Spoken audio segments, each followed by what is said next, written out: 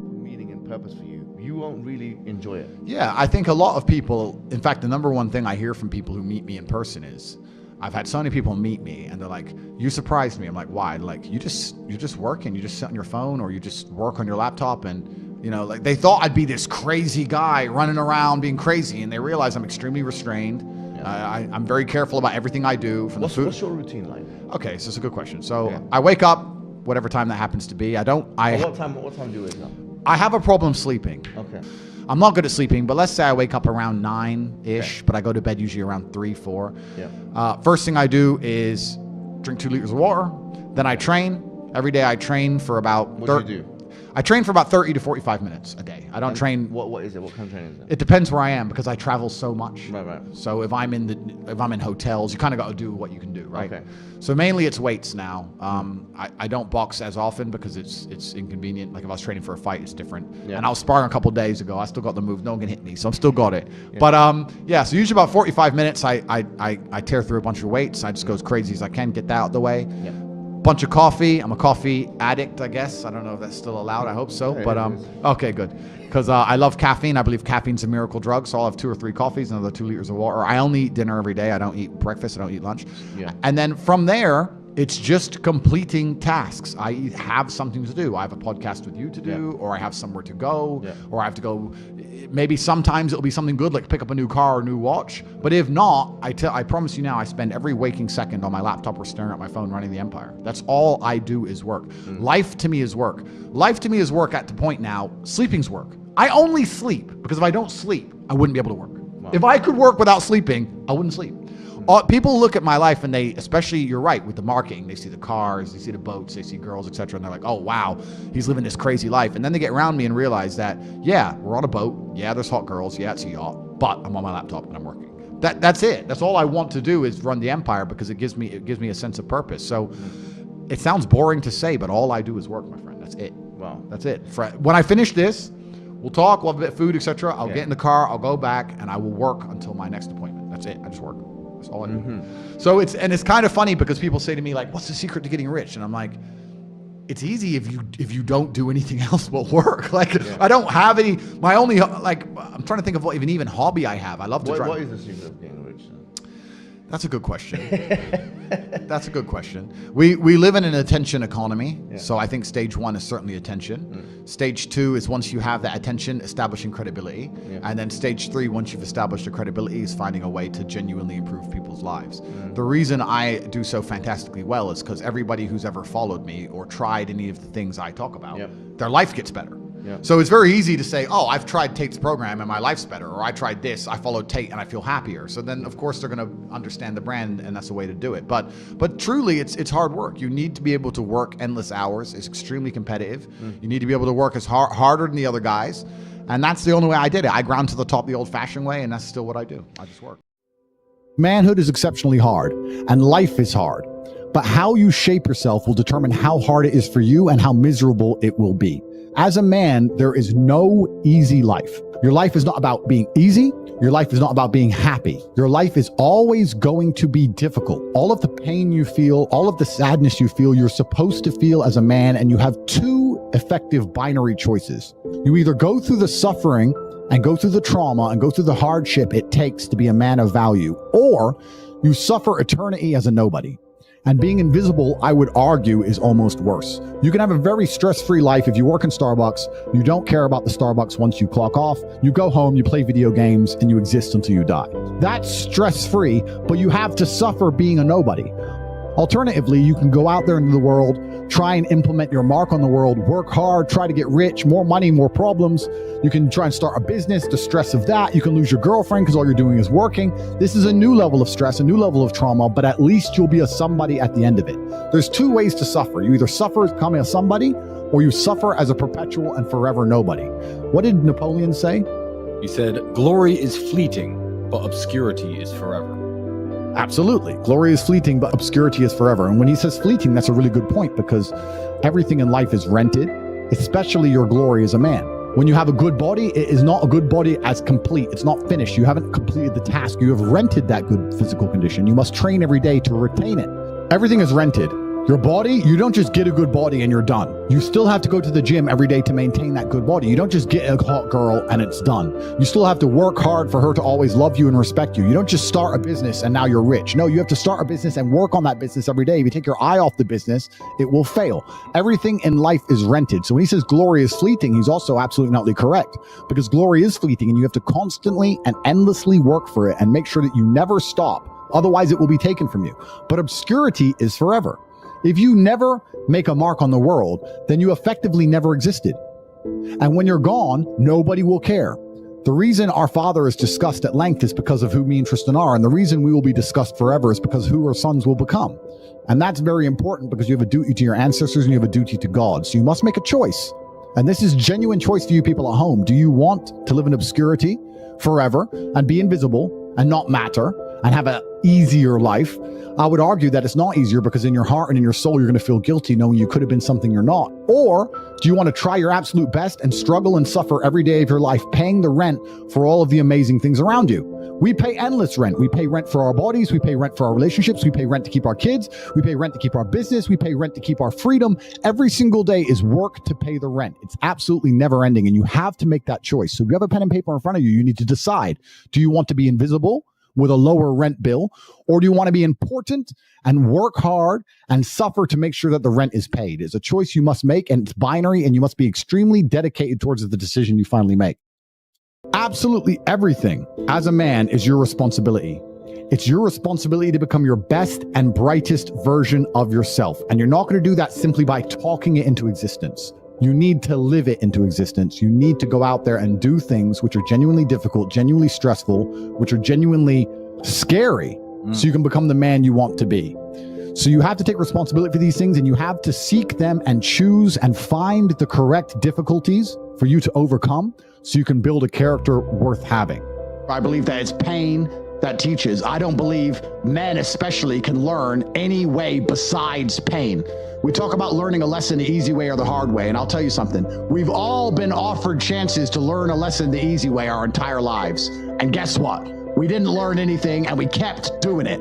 It's natural, intrinsic inside of men. You'll see a man drive a car too fast and almost crash 100 times, and he won't learn his lesson until he's crashed that car. We only learn things the hard way. It's only pain that can teach a man. Every single time something bad happens to me, that's how I see it. I see it as God teaching me to make me more wise, more formidable, a more capable opponent, and that's how you have to approach life. Every single hero in every single movie goes through adversity. There's never been a hero movie where all he does is win. No. To be a hero, you have to suffer. If you're suffering in some degree, even if you're a normal guy with a normal job and you're suffering at your job, or you're heartbroken because your girl left you, or whatever, if you're suffering, that's part of your hero's journey. There is no hero's journey without suffering. If you have an easy life the whole way through, you never get to be a hero. That's the whole point of being a man, is that you're supposed to suffer. You're supposed to eat pain for breakfast. You're supposed to come and grow into a better version of yourself. That's exactly what life's supposed to be about as a man. If you want to be a superhero in life, you need to understand that for 80% of the movie, you're going to suffer. For 80% of the movie, you're going to lose. Watch any superhero movie. For 80% of the movie, it is nothing but pain and frustration and difficulty. And when your life is that way, you have a chance to grow into something fantastic, and you should thank God for every difficult thing he puts in your path. Think about a superhero movie. A man is unfairly imprisoned in a Romanian jail cell and trained so hard he emerges stronger than ever before. That is a movie. You get to live a movie as a man if all you had was some balls. We are living movie scripts. Why? Because we have bravery. Most men sit there and wonder why they're depressed, because you don't get to live a movie. You're not the main character of anything. You're not even a secondary character in anyone else's movie. You're an unimportant nobody because you were afraid your entire life. You've lived like a coward your whole life. You were afraid of what might happen if you have some balls. And then you wonder why you're depressed. I'd be depressed if I was you. Of course, your life sucks. I'd rather go to jail as me than live free as you. Because when you're free, you can't even do anything. You can't go where you want. You're broke. You can't have sex. Girls don't want you. You can't speak because no one listens.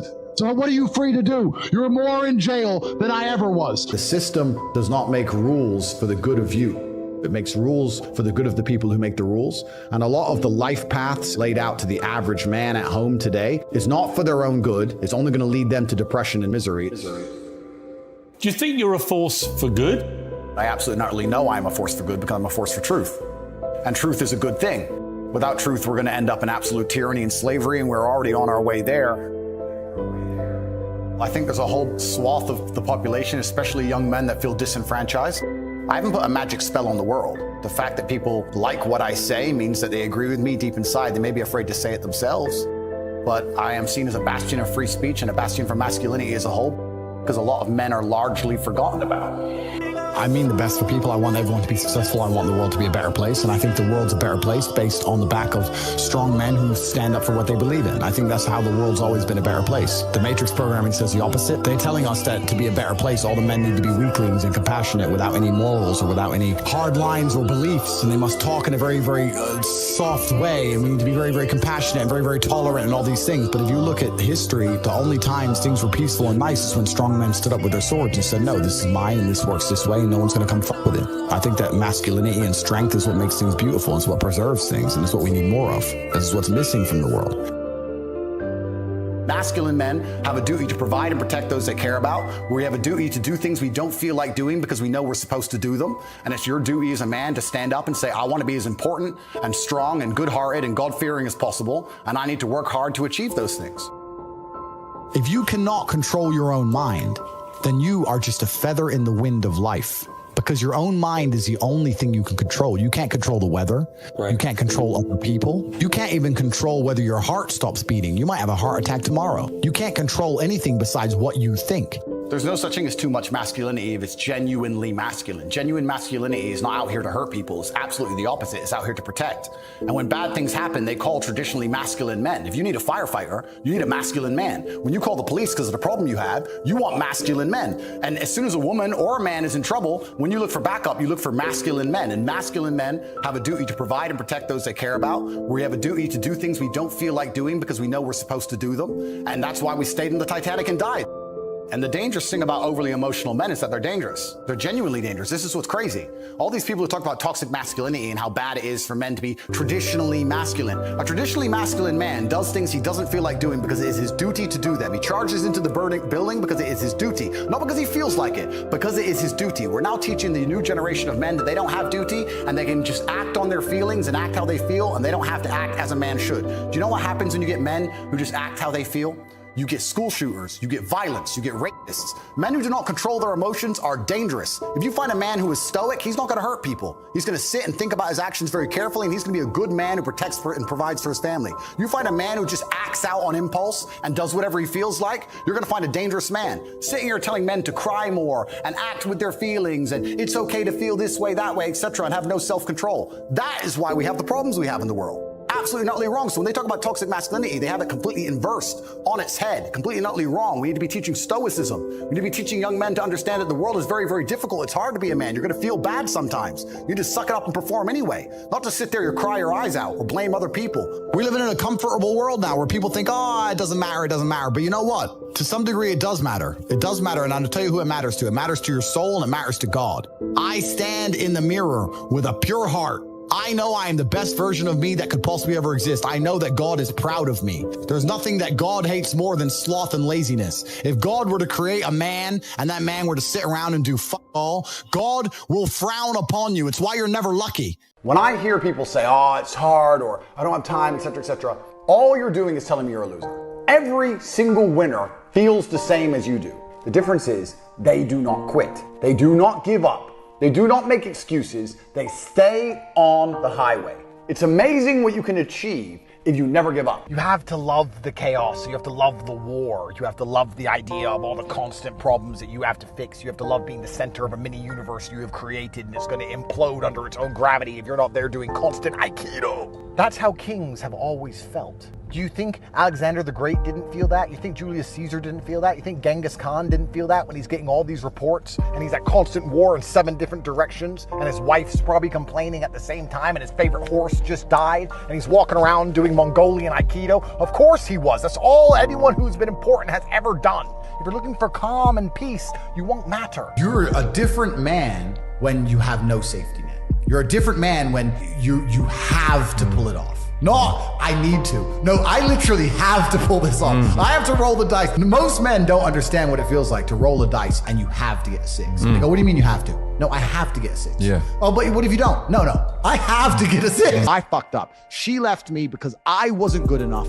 I'm going to become better. You have to take the negativity and use it in a positive manner. I'll tell you right now, if you were to say to me, Andrew, you have to make double the money you're currently making, what's the number one emotion you want to feel to do it? I'd say heartbreak. Break my heart and I'll make a fucking $1 billion. That trauma and all those bad things that happen to you can be very, very positive things and give you a positive aspect on life. You know, I haven't had a rest day from the gym in years.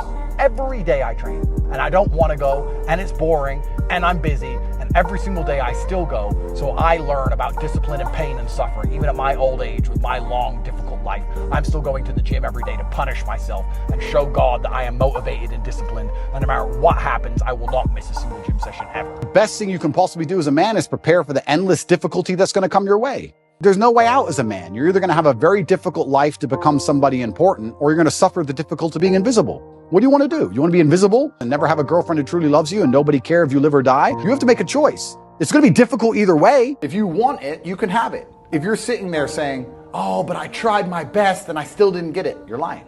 You didn't try your best. Because if you actually wanted it and you actually tried, you'd have it. I said this to somebody the other day. They were talking about how they feel. And I said, who cares how you feel? All the people who don't know you don't care. The woman you want doesn't care. The job you're supposed to perform at doesn't care. Nobody cares. So why do you care? All the people out here in the world don't care, but you're going to sit there and you're going to care and be the only person in the world who cares? And you truly love your parents. How can you still be sitting at home playing video games being a lazy piece of shit? Don't you want people to remember them? Don't you want people to think, wow, who's this person who raised this amazing person? That, in and of itself, it should be endless motivation. If you love your parents, you can't be a loser anymore. Otherwise, they're going to be forgotten along with you. How do you decide, or how do you know if someone's going to be monumentally successful in the world? And then everyone knows, because there's been large studies on it, that IQ level is not how you dictate it. And I'll tell you how you dictate it. Somebody's tolerance to stress. The better you are at dealing with stress, the more successful you will be, because as you climb up the ladder, the stress level increases. It is a direct positive correlation between success and stress. They go together. There's no light without dark. The more money you're paid, the more important you are, the bigger your problems. They said it, more money, more problems. It goes together. When's the last time you sat and talked about money? What do you mean? When's the last time you sat down with someone and talked about money? What do you mean talk about money? Well, if you don't know what to talk about, then you don't understand money. So go learn how money works. Go learn how a bank works. Go sit on YouTube for free. You don't just pay 50 grand in 4 years like a university. Go sit on YouTube and understand money, banking, or the real estate market, any of it. Understand the last housing price crash, why it happened. Understand mortgage rates and how that's affected by interest rates. Understand it, and then go sit with someone else who understands it and talk about it. Oh yeah, I should do that, yeah. Back to TV. Yeah. Dumbasses. So like I don't want to be a negative person, because I'm not. But to a degree, I think the universe is very giving.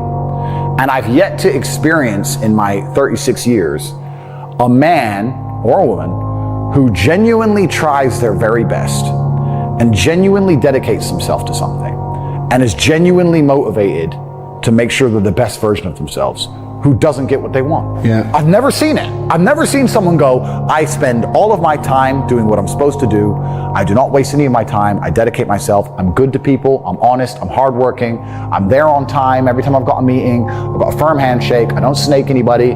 God likes me. I work hard. I'm not an evil person, and I work really, really hard. Who doesn't have everything they want? Yeah. So everyone can have anything they want. I really believe the universe will give anyone anything they want if they actually fucking want it. If you're in a room full of ice cream experts, and all they talk about is ice cream, how to make ice cream, their favorite flavor, the best way to store it, how much it costs to produce, how to transport it, and that's all they talk about is ice cream. Even if you have no interest in ice cream, over a long enough period of time, you're gonna end up knowing stuff about ice cream. You're gonna end up knowing shit. You're like, that's double chocolate this, it costs this much, and this is how they moved it. You're gonna know things about ice cream. If you're in a room full of people who only talk about money, then you're gonna end up knowing about money. It's exactly the same thing. And network is net worth, everyone understands this. And people also understand that they're likely to become the sum of the 5 people they spend the most time with. Yeah. But then they hang around with losers. It just blows my mind.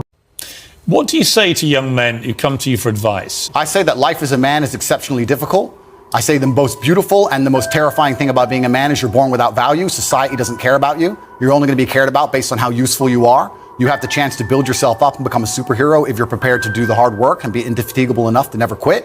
But if you're going to stand around and wait for a handout, nobody's going to ever respect you. And I think that a lot of people have forgotten about how difficult and how competitive it is as a man. We're always in constant competition with each other. And it's your duty as a man to stand up and say, I want to be as important and strong and good-hearted and God-fearing as possible. And I need to work hard to achieve those things. And the dangerous thing about overly emotional men is that they're dangerous. They're genuinely dangerous. This is what's crazy.